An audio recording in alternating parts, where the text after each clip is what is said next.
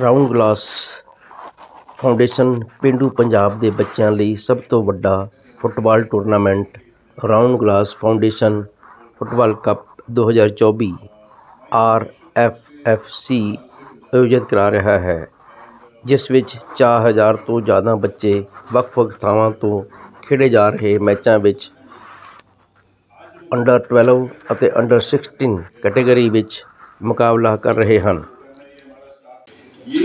आज की इस मीटिंग का, इस कॉन्फ्रेंस का यही है कि आपको सबको बताएं हम क्या कर रहे हैं in Punjab with regard to football and of course round glass foundation football का।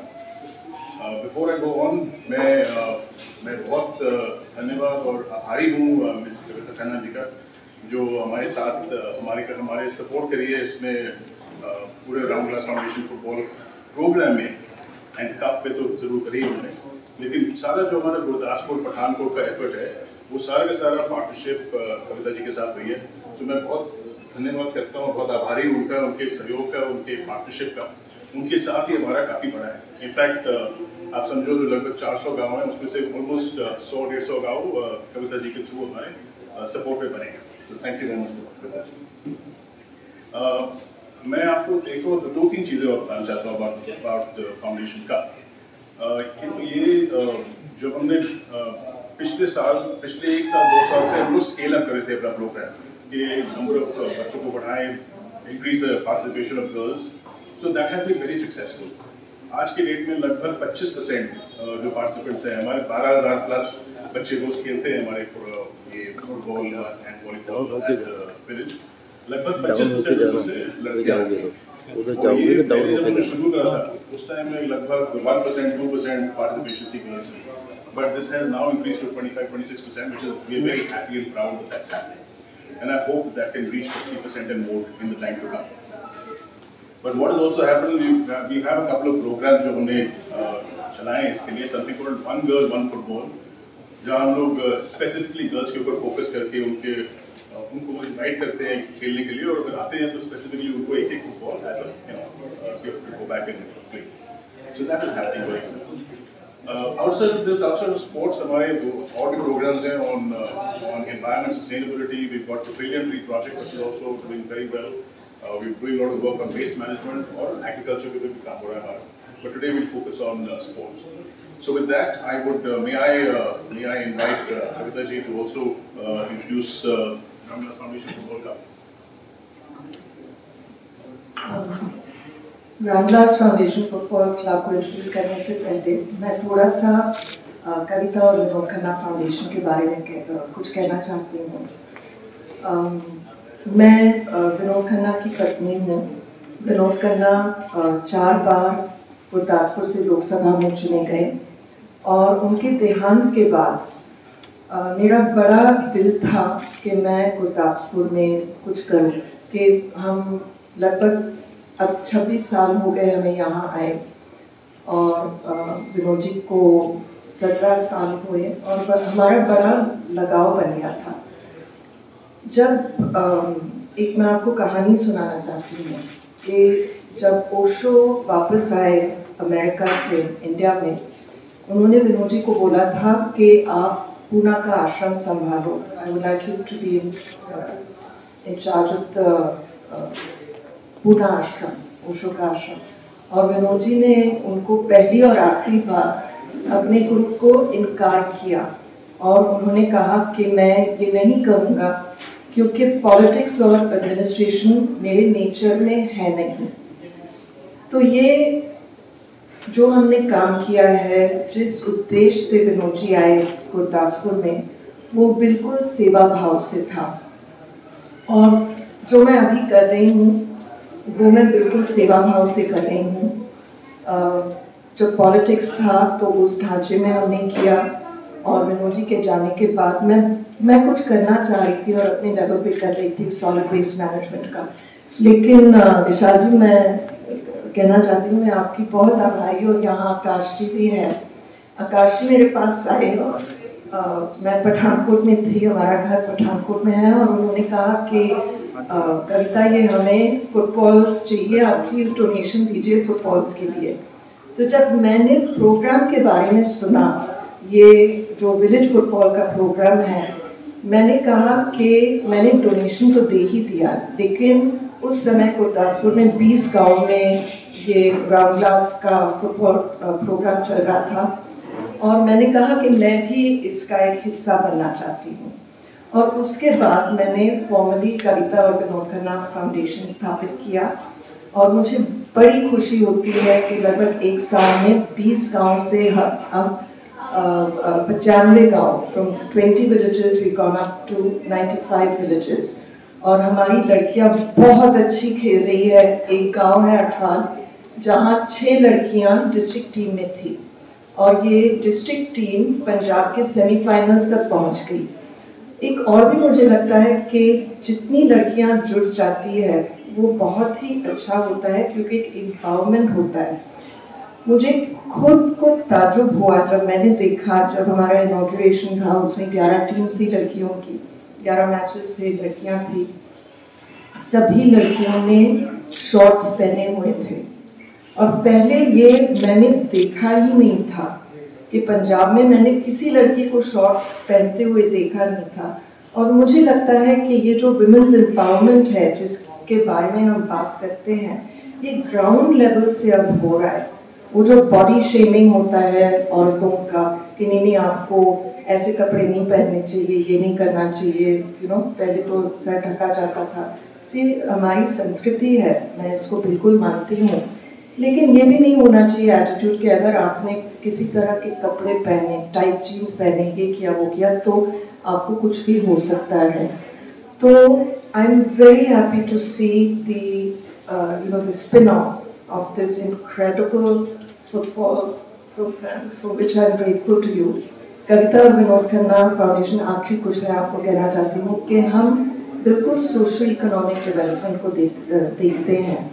तो एक गांव में जाकर जब लोगों का हमारे में विश्वास होता है, तो हम मेंटल हेल्थ के इश्यूज भी कर रहे हैं, जैसे कि गवर्नमेंट का प्रोग्राम था नशा मुक्त भारत अभियान और हर घर ध्यान। नशा मुक्त अभियान तो ये हम स्कूल्स में जाते हैं, बच्चों को बताते हैं, 1 घंटे का प्रोग्राम है और अच्छे से उनको बताते हैं और वो मान लेते हैं कि ड्रग्स बिल्कुल नहीं करने चाहिए। गुरदासपुर में, आप तो सारे जर्नलिस्ट हो, आपको पता ही होगा, डीआईजी गौरव यादव ने ट्रिब्यून को एक इंटरव्यू दिया था जहां उन्होंने बोला था कि गुरदासपुर में 30% घरों में, ऐसे नहीं कि 30% पॉपुलेशन में, आबादी में 30% घरों में लोग ड्रग्स कर रहे हैं। तो ये एक जो फुटबॉल प्रोग्राम है हमारा, ये मेरा बड़ा ये एक उद्देश्य है और हो भी रहा है इससे कि हमारे बच्चे बिल्कुल ड्रग्स की तरफ ना जाएं। मेरी ये आपसे विनती है और इनविटेशन भी है कि आप सब यहाँ आए हैं, लेकिन आप प्लीज 23 तारीख को रविवार को जब हमारे फाइनल्स हैं, तो प्लीज आप आकर उसको भी कवरेज दे दीजिए। Thank you. ये फाइनल कहाँ होंगे? फाइनल मोहाली में है जी। एक विशाल ये बता दीजिए कि टूर्नामेंट शुरू हो चुका, कब से होगा, क्या इसका शेड्यूल? ये टूर्नामेंट 14 तारीख से स्टार्ट हुआ है हो चुका और 23 तारीख को खत्म होगा। हमारे फाइनल्स होंगे गमाडा स्टेडियम में इन मोहाली और 23 तारीख। विशाल ये कंसेप्ट कहाँ से आपके दिमाग में आया कि विलेजेस के बच्चों को इस तरह एक प्लेटफॉर्म पर लेकर आया जाए? टूर्नामेंट का नहीं, टूर्नामेंट का नहीं, ये आपने कैसे प्लानिंग की कि गांव के बच्चों को स्पोर्ट्स में आगे लाया जाए जिनको कोई पूछता नहीं होता या कोई वो फैसिलिटीज नहीं मिल पाती? So ground glass foundation start करी है हमारे फाउंडर हैं सनी गुरप्रीत सिंह, वो पंजाब से हैं। उन्होंने ये फाउंडेशन स्टार्ट करी थी 2018 में। वो रहते हैं अभी यूएस में, वो वहाँ से इंडिया से चले गए थे बाहर काफ़ी टाइम पहले और फिर वापस आए 2014 में, तो यहाँ 5 साल रहे, मोहाली में थे। एंड उनके ही सोच है कि मैं अपने लैंड को कैसे वापस बिल्ड कर सकूँ। तो जब उन्होंने दौरे करे और देखा तो ये सोच के देयर आर 2, 3, 4, 5 चीज़ें हमको करनी है, ठीक। और वो थी कि जो भी पिंड के रिलेटेड जो भी अपॉर्चुनिटीज और एरियाज ऑफ इम्प्रूवमेंट हैं जो जैसे होना चाहिए, जैसे लाइफ शुड बी, एक तरीके का होलिस्टिक वेलबींग कैसे कर सकते हैं, उस सोच के साथ उन्होंने देखा क्या क्या अपॉर्चुनिटीज हैं। तो उन अपॉर्चुनिटीज में हमने देखा हो सकता है एनवायरनमेंट के ऊपर, सैनिटेशन के ऊपर, लाइवलीहुड्स के ऊपर, फार्मर इनकम के ऊपर, विमेन्स इश्यूज के ऊपर, स्पोर्ट्स, एजुकेशन वगैरह। तो इस सोच को लेकर फिर हमने सारे प्रोग्राम बनाए। इसमें से तो आज हमारे तीन, जैसे कहते हैं, अगर मैं बोलूँ, तीन थीमेटिक एरियाज में हम लोग काम करते हैं। एक है, पहला है एनवायरमेंट सस्टेनेबिलिटी, उसके अंदर में हमारे अलग अलग प्रोग्राम चलते हैं। दूसरा है यूथ डेवलपमेंट। यूथ डेवलपमेंट के अंदर हमारे स्पोर्ट्स प्रोग्राम है जिसके बारे में बात कर रहे हैं, और एक लर्निंग प्रोग्राम भी है। और तीसरा है विमेन्स एक्विटी, विमेन्स एम्पावरमेंट, समझिए विमेन्स फाइनेंशियल इंक्लूजन के लिए। तो ये तीन थीमेटिक एरियाज पे हमारे सारे प्रोग्राम हैं। तो यूथ का जो प्रोग्राम था, youth is the future of the country, there is an opportunity. So Punjab एक जमाने में was the sports hub of India, lord कितने सारे स्पोर्ट्स, सबसे टॉप के sports person from came to Punjab, but in the recent past facilities नहीं है और डिस्ट्रैक्शन हो गए हैं etcetera. So we said we should put in, how do we engage youth? The best way to engage youth is sports के through या education के through. So ये दोनों प्रोग्राम उस तरीके से स्टार्ट हुए। अब हमने फुटबॉल क्यों चूज करा? हम लोग हॉकी कर सकते थे, टेनिस कर सकते थे, क्रिकेट कर सकते थे, but the easiest to start was football. कि कुछ करना है, अगर स्केल पे करना है, किस तरीके से कुछ बच्चों को how do we get them to play a game? So we started football. Football में आप 4 गोल लगा दो, 10-15 फुटबॉल रख दो, गोल्स बाकर दो, यू कैन स्टार्ट प्लेइंग। इस एंटायर प्रोग्राम में, फुटबॉल के जो प्रोग्राम है, हमारे टीम्स भी हैं, कोचेस भी हैं, बट जो कम्युनिटी से सपोर्ट मिला है दैट इज ह्यूज।